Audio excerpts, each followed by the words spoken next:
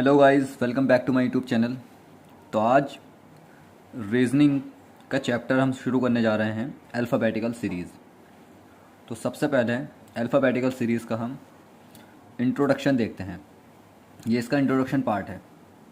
तो alphabetical series में हमें क्या याद रखने की ज़रूरत है? सबसे पहले इसके क्वेश्चन को सॉल्व करने के लिए सबसे पहले हम रखने की ज़रूरत है प्लेस वैल्यू ऑफ अल्फ़ाबेट, यानी कि जो हमारी अल्फ़ाबेटिकल सीरीज़ होती है उसमें हर एक अल्फ़ाबेट की प्लेस वैल्यू हमें मालूम होनी चाहिए।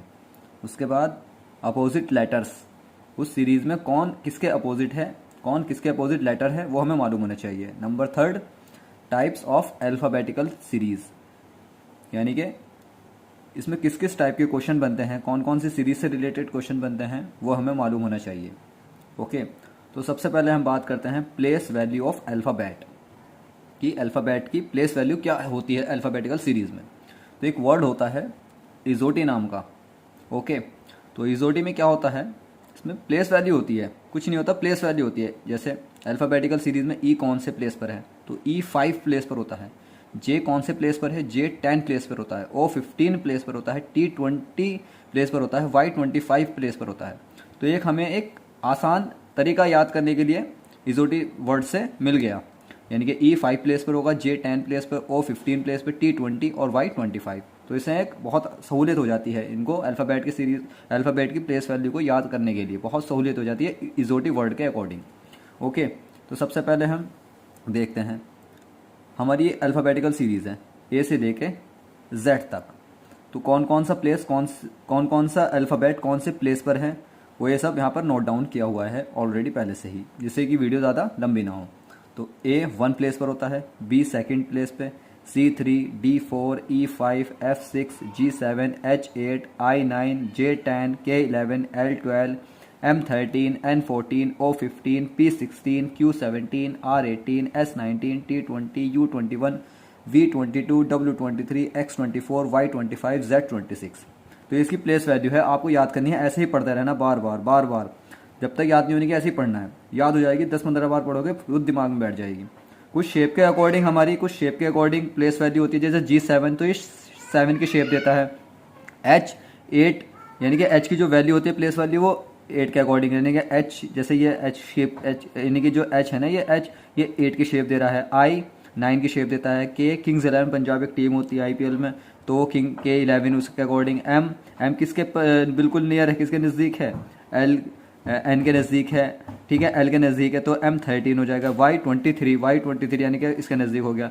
तो ये हमें याद करनी है अकॉर्डिंग टू शेप, ठीक है, अकॉर्डिंग टू शेप, यानी कि ये इस तरीके से G7, H 8, I 9, K 11, M 13 और W 23। तो always remember according to shape, ये याद रखेंगे। ओके, उसके बाद हम पढ़ते हैं,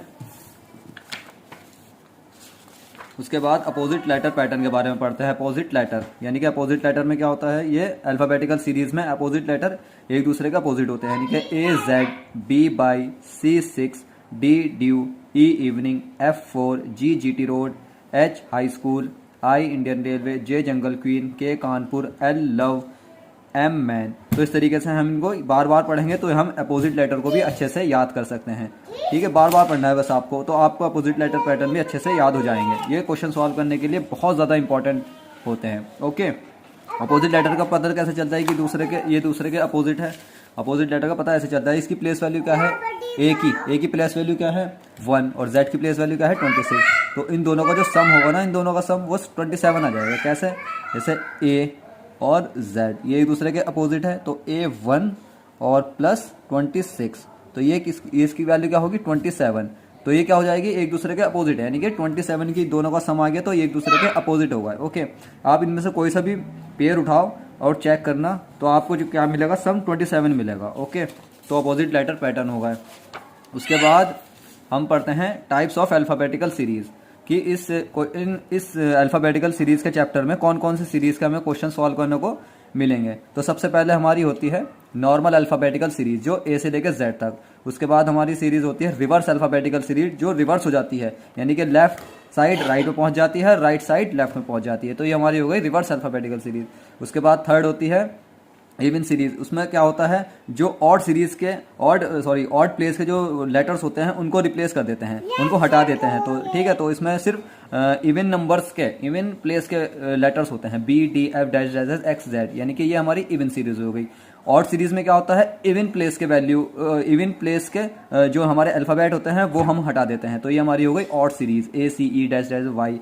उसके बाद हमारा क्या होता है, फिफ्थ सीरीज हमारी कौन सी होती है, फिफ्थ सीरीज फर्स्ट हाफ, यानी कि अल्फ़ाबेटिकल सीरीज में 26 लेटर्स होते हैं और उनमें 2 हाफ होते हैं, एक ए से लेके एम, यानी कि उसमें 13 लेटर्स आ जाते हैं, और एक होता है एन से लेके जेड, उसमें भी 13 लेटर्स आ जाते हैं।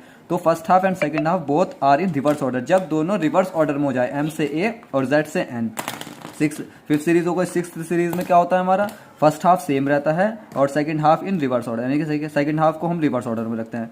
सेवन्थ सीरीज कौन सी होती है, first half in reverse order और सेकंड हमारा सेम रहता है। और एट्थ सीरीज कौन सी होती है, अल्फा न्यूमेरिक सीरीज, और नाइन्थ सीरीज होती है हमारी मिससेलेनियस सीरीज। तो इसको हम, इसके कोई अभी फिलहाल तो ये इंट्रोडक्शन था अल्फाबेटिकल सीरीज का, इसका क्वेश्चन हम नेक्स्ट वीडियो में देखेंगे। तो अब के लिए आज के लिए इतना ही, नेक्स्ट वीडियो में हम इसके क्वेश्चन सॉल्व करेंगे। ठीक है guys, okay, take care, bye bye.